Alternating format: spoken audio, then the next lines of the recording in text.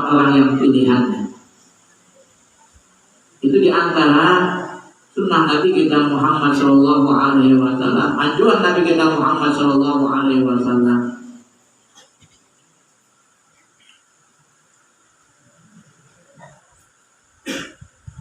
Alhamdulillah, dengan kita memperingati memuliakan hari kelahiran junjungan kita Nabi besar Muhammad Shallallahu Alaihi Wasallam, dengan kita mengadakan peringatan seperti ini adalah untuk menambah ilmu pengetahuan, khususnya ilmu pengetahuan agama, untuk menghidupkan sunnah-sunnah Rasulullah Shallallahu Alaihi Wasallam.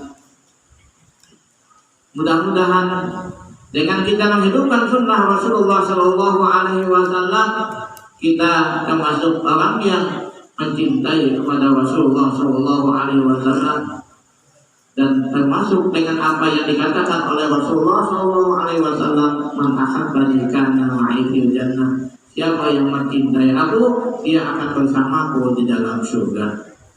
Amin. Allahumma amin. Di antara sunnah Nabi kita Muhammad Shallallahu Alaihi Wasallam adalah di antaranya sembahyang dalam keadaan berjamaah. Kadang-kadang masjidnya bagus, langgarnya bagus, mewah, tapi kosong dengan jamaahnya. Orang tidak mau ke langgar, tidak mau ke masjid, padahal bagus sudah. Kadang-kadang ada masalah sedikit di masjid, kadang-kadang ada masalah sedikit di langgar, kadang mau turun lagi ke masjid. Karena kadang diasiun pendapat seorang, kadang-kadang kali itu ada masalah sepele istilahnya. Kadang-kadang beda pilihan, akhirnya langgar masjid kosong. Na'udzubillah.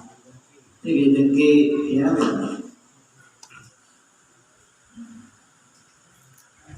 Diceritakan anna rajulan ama kana muwalla'an bi salatil jamaah, bahwasanya ada seorang laki-laki buta. Alhamdulillah, laki-laki buta itu dia diberikan taufik oleh Allah Subhanahu wa taala, disenangkan hatinya, digembirakan hatinya untuk selalu melaksanakan sholat itu dalam keadaan berjamaah. Padahal mata buta. Senang hati untuk mengerjakan sholat berjamaah. Pokoknya kalau mau ketinggalan supaya berjamaah. Pada suatu malam, laki-laki yang buta itu mau pergi ke masjid, tidak ada orang yang menuntun. Kadang-kadang yang tukang bawa akan. Nah, begitu jalan, di tengah jalan ya maklumlah, model kita ini kadang jalanan, jalanan berlubang-lubang. Akhirnya menuju masjid, sepak batu, tujuh ongkop. Nah, di mana tujuh ongkop? Kena di kepala, berdarahan. Bulik ke rumah, jauh nang bini. Entah karena bini nang kada atau lagi, nah. Atau juga mama itu orang lagi. Ujian nabinya, iya kami buta. Katanya nak membawakan, aku aja ke masjid. Saya kan nolak. Ujian lagi menjawab, sekalipun aku buta, tetapi Allah Subhanahu wa taala masih memberikan hati kepadaku. Selama mata hatiku melihat, aku tidak akan berhenti untuk melaksanakan sholat berjamaah. Jangan laki. Sekalipun kata dalam memimpin akan, tetap aku tak kemas masjid. Ekas kata bertengkar dua laki bini, permusuhan dua laki bini. Laki-laki yang buta itu akhirnya guring bertemu dengan Rasulullah Shallallahu Alaihi Wasallam. Rasulullah di dalam mimpi mengatakan kepada laki-laki itu, ayyuhar rajul, bima tasajata ma'azawjatika, dengan sebab apakah engkau berbantah, engkau bermusuhan serta istri engkau. Kenapa jadi berkelahi dua laki bini? Kenapa jadi kena pertaruhan sama bini? Ujar laki-laki itu menjawab, "Ajid tiba sunnah ya Rasulullah, karena mengikuti sunnahmu ya Rasulullah." Ulun ini hantar terus sembahyang berjamaah. Nabi di ulun hati jalan ulun hantar berjamaah. Nah, antara itu ujar laki-laki aku karena ulun ini buta. Akhirnya Rasulullah Shallallahu Alaihi Wasallam pamasa biadihi syarifah wajhahu. Rasulullah Shallallahu Alaihi Wasallam menyapukan dengan tangannya yang mulia ke muka laki-laki yang buta itu. Ada basirah, maka kembalilah laki-laki yang buta itu menjadi melihat. Kenapa? Di alif tibahi sunnah Rasulullah Shallallahu Alaihi Wasallam. Karena mengikuti sunnah Rasulullah Shallallahu Alaihi Wasallam. Karena cintanya kepada Rasulullah, karena cintanya menghidupkan sunnah Rasulullah Shallallahu Alaihi Wasallam, dengan itu langsung dengan Rasulullah sendiri yang mengobati. Sayyidina Muhammad Rasulullah syifa'un min kulli da'. Rasulullah itu adalah penyembuh daripada sekali yang penyakit. Jadi kita menghidupkan sunnah Rasulullah Shallallahu Alaihi Wasallam. 1, 2, 3 itu kali kita mulai dari diri kita, anak-anak kita, keluarga kita, di rumah tangga kita hidupkan. Di rumah kita banyak membaca Al-Quran. Jangan bangun duit sudah musik, siang musik, sinetron, dan sebagainya. Sampai hendak going, maka itu juga. Ada lagi tindakan membaca Al-Quran di rumah. Apa kata Rasulullah Shallallahu Alaihi Wasallam? Ujar Rasulullah haksiu intilawatil Quran fi buyutikum fa innal baital ladzi la yuqra'u bihi al-Quran yaqillu khayruhu wa yakthuru syarruhu wa yadhiqu ala ahlihi atau kama qala Shallallahu Alaihi Wasallam. Perbanyaklah orang yang membaca Al-Quran di rumah-rumah kamu. Sesungguhnya rumah yang tidak dibaca di dalamnya Al-Quran, sedikit kebaikannya, banyak kejahatannya, dan sempit pencahayaannya. Kalau berkelahi, jangan doang ini. Sedikit masalahnya, berkelahian, ada pertengkaran, doang ini terjadi perceraian. Ada lawan bini, lawan anak berkelahi. Ada lawan anak lawan bini, lawan di sana berkelahian. Pada bukan aja di rumah. Kenapa? Karena ada dibaca di rumah kita Al-Quran. Oleh sebab itu berbanyaklah membaca Al-Quran di rumah-rumah kita. Mudah-mudahan dengan dibacakan Al-Quran, rumah tangga kita jauh daripada segala macam kemaksiatan. Dijauhkan oleh Allah Subhanahu wa Ta'ala daripada segala bala dan bencana. Karena Allah Subhanahu wa Ta'ala menurunkan rahmat di dalam rumah tangga kita.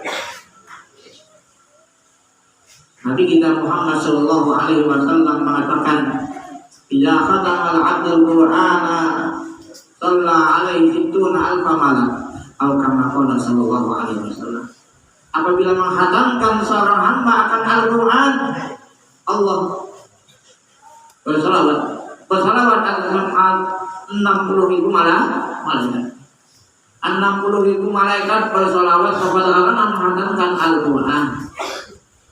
Kedatangan anak bini, ya, anak berapa sih? Seminggu hatam. Ada tampangan rumah tangga nama kayak itu. Ada perubahan Inggris. Ada tampangan rahmat Allah Subhanahu wa Ta'ala turun di rumah tangga kita. Insya Allah rumah tangga kita rumah tangga yang sakinah, mawaddah, warahmah. Rumah tangga yang penuh dengan kedamaian, ketentraman, keberkahan, dengan berkat rahmat Allah turun di rumah tangga kita. Kita mengamalkan banyak baca salawat dan salam di rumah. Kita baca burdah, kita baca maulid itu. Macam kita giliran di rumah. Ya, nak seminggu sekali, kena maulid al-habsyi, kena maulid al-azhar, kena maulid al-tibai dan lain sebagainya. Kita gilingan. Sedangkan setiap kali kita membaca Dalailul Khairat, insya Allah rumah tangga kita penuh dengan rahmat dari Allah Subhanahu wa Ta'ala. Nah, jadi ini diantara intinya kita mengadakan peringatan Maulidnya Jumat kita Nabi besar Muhammad Shallallahu Alaihi Wasallam. Dengan adanya peringatan, mudah-mudahan akan memberikan manfaat dalam kita sebentar. Dan tentunya untuk kita amalkan, untuk kita terapkan dalam kehidupan kita sehari-hari, mulai rumah tangga kita, lingkungan kita, dan daerah kita. Mudah-mudahan daerah kita menjadi daerah yang aman, damai, dan dihindarkan daripada segala bala dan bencana. Salah satu di antara doa yang dibacakan oleh Al-Habib Ali bin Muhammad bin Husain Al-Harsi, waj'alna ya Rabbi fil hifdzil hafiz min jami'il balaya, waj'alna ya Rabbi fil hifdzil hafiz min jami'il balaya, waj'alna ya Rabbi fil hifdzil hafiz min jami'il balaya. Jadikanlah kami, wahai Tuhanku, dalam benteng yang sangat kuat daripada segala bahaya. Kita yakin doa para aulia dan sholihin pasti dikabulkan oleh Allah Subhanahu wa Ta'ala. Kita membaca maulid di rumah, ada lawan orang banyak, kita serumahan saja. Kalau punya orang banyak, alhamdulillah, sebagai amalan kita di rumah tangga kita, supaya rumah tangga kita penuh dengan rahmat daripada Allah Subhanahu wa Ta'ala.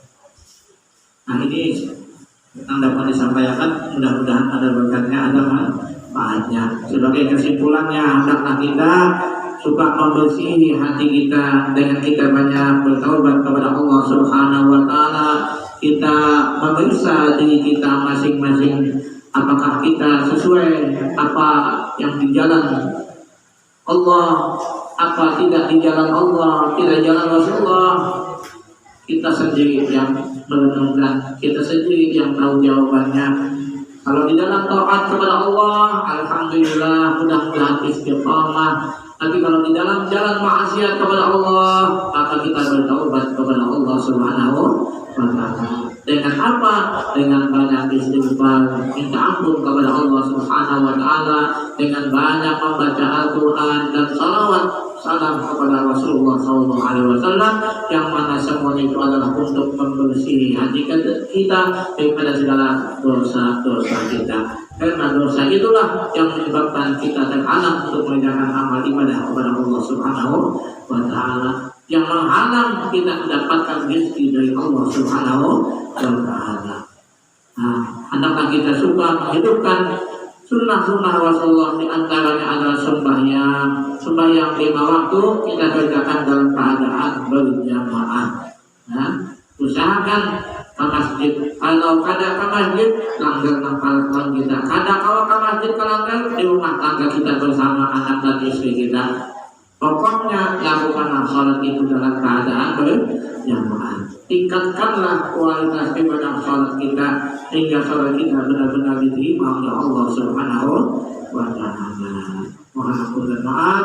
Inilah yang dapat disampaikan. Wallahu muwaffiq ila aqwamit thoriq. Wassalamualaikum warahmatullahi wabarakatuh. Wa sallallahu 'abdan qala